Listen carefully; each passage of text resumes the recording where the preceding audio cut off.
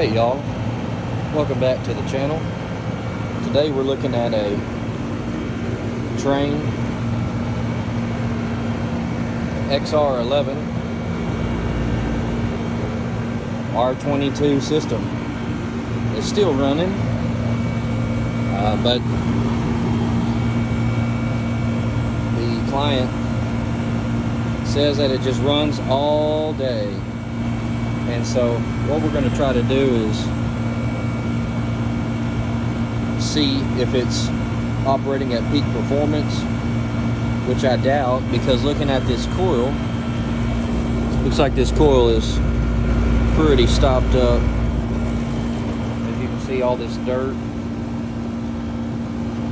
gets to blowing. The lawn guy comes by and blows all that dust. This unit's running and sucking all that dust up against the coil. So what we're going to do here is we're going to take this panel off, and since the unit is operating, we're going to take a live read of the capacitor, and instead of shutting the unit down, well, you know what, we'll shut the unit down because I got to clean that coil as well. So let me go ahead and shut this unit down, and we'll test the capacitor and all the parts, and then we'll clean this coil.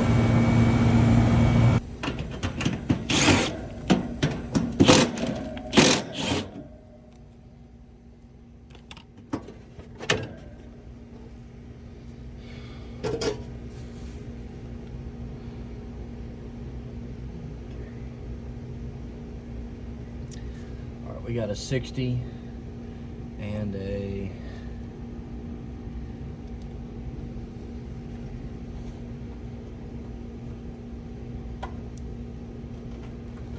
7.5. We'll be testing those for capacitance.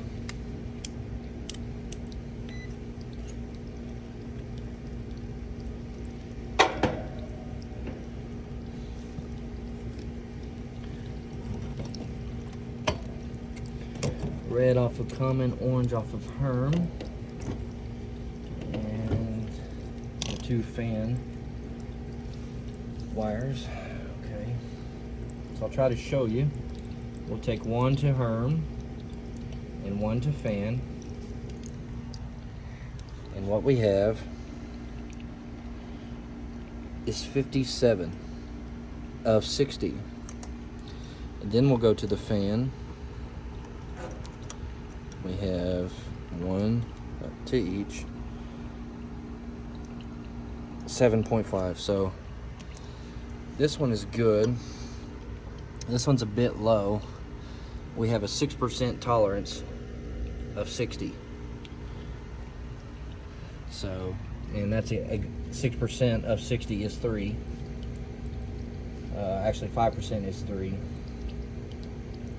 So it's okay. We're gonna leave it. It's not a pressing issue.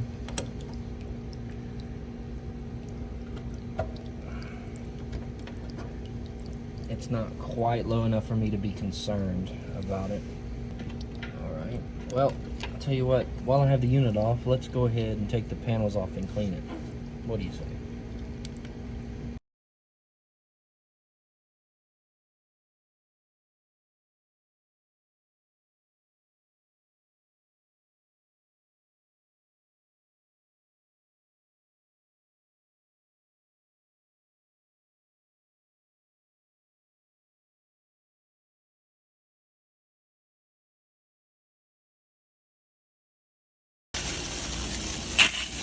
So what we do is we take the panels off so we can spray from the inside out. On a deep clean, you know, with one as dirty as this is,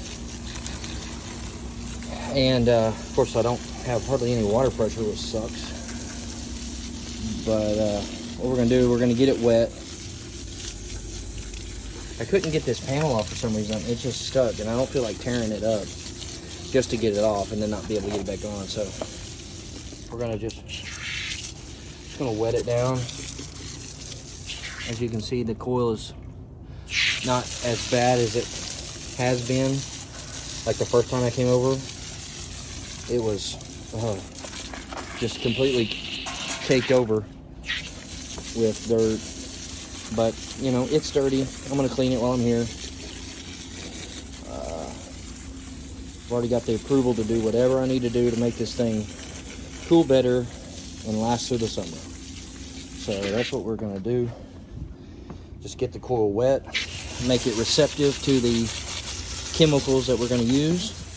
And what the chemical is going to do is when we apply it, is it's going to break down the dust, dirt, debris, whatever is in there, and it's actually going to foam up and draw the dirt out of the coil. It's pretty cool. So pretty powerful stuff.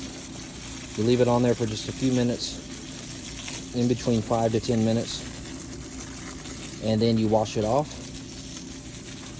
and watch the magic happen. But I've got to get something more powerful than this. That's not cutting it. So. All right, so we have just applied this cleaning agent. It's got some coil cleaning acid in it and stuff. Well, what it does is I sprayed on the inside and out, and as you can see, it is actually foaming and breaking down all that dirt, and it's pulling that dirt out. Look at all this dirt that's on this foam. This is going to get that coil clean, more than what water can do by itself. Water can just basically brush off the dirt, but the coil cleaner will actually break down the dirt and help it to escape with the water. So let's wash it out and see how it does.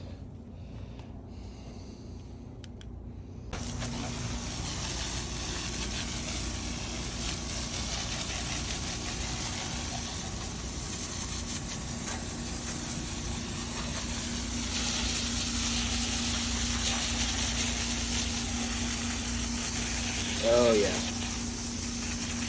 I smell it working.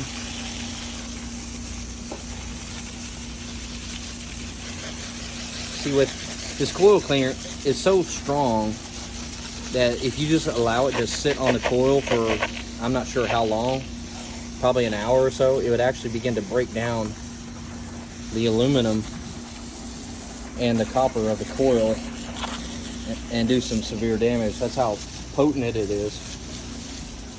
But, you know, I let it sit for about in between 5 to 10 minutes. Sometimes I get a little impatient, and but as you could see,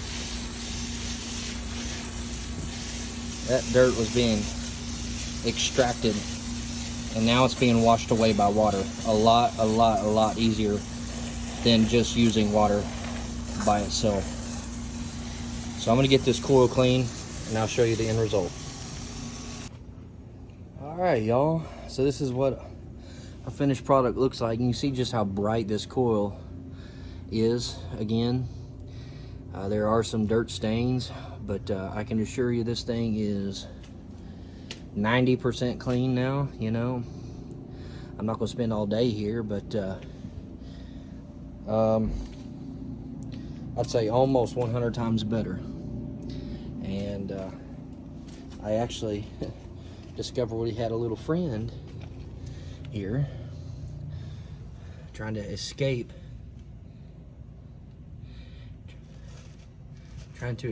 the water. Yeah.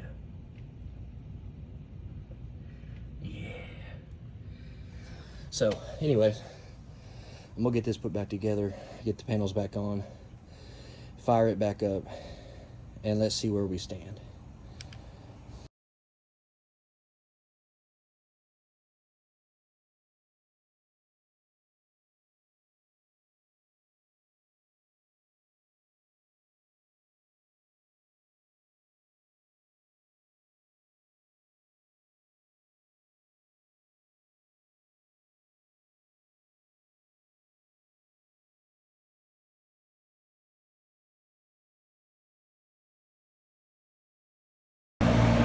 Okay, y'all, I made kind of a mess here. So all this dirt turned into mud. But I got my probes hooked on. I got it started back up. And this is where our temperatures and pressures are at the moment. It's been running about over 5 minutes.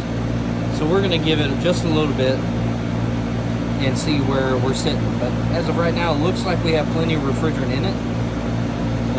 But let's make sure by letting it run another, probably another 10 minutes before we evaluate again. But the unit's running good. I'm gonna do a few things upstairs in the hot attic. I'm not taking you along because I don't feel like recording in a 140, 150 degree attic. So what we are going to do is we're going to clear this drain line. I'm going to get my vacuum out and clear this drain, and we'll watch it run for a bit and see where we stand.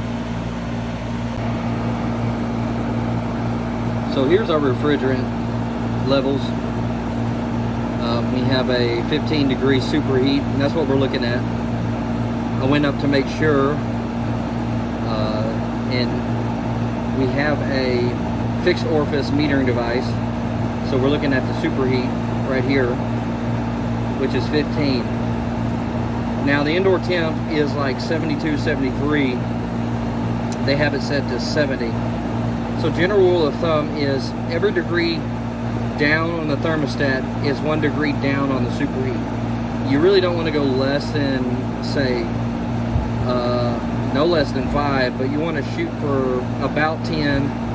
8 to 10 is probably okay on a hot day like today. And so what I'm actually going to do is I'm going to just shoot a little bit of refrigerant in this system and see if I can't get that to 10. And our supply and return air, return is 73 on the ceiling, and our closest supply vent is 59. A total of 15, give or take a few. So let's see what a shot of refrigerant does, and we'll resume. Alright, so here's where we're going to leave it.